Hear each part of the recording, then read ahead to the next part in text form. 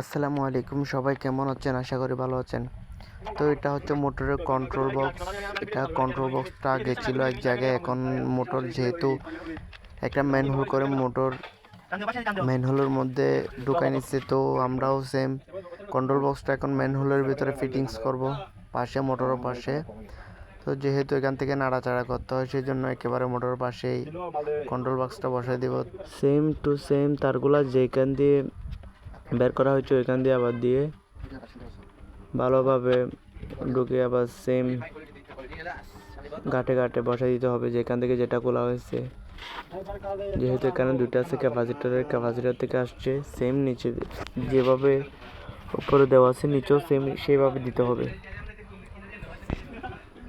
এটা হচ্ছে আর্থিংয়ের সাথে আর্থিং কানেক্টরের সাথে জয়েন্ট দিতে হবে।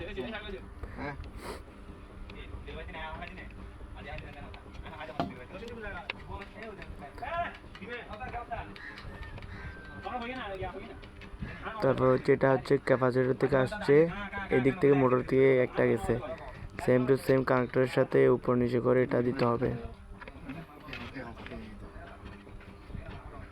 গ্রিন কালার এটা হচ্ছে মোটর থেকে ফেস আসছে, সেম উপরে গ্রিন নিচেও গ্রিন দিতে হবে। সেম উপরে যেরকম কালার নিচে থেকে যেভাবে খোলা হয়েছে সেম টু সেম সেভাবে দিতে হবে। আশা করি বুঝতে পারছেন।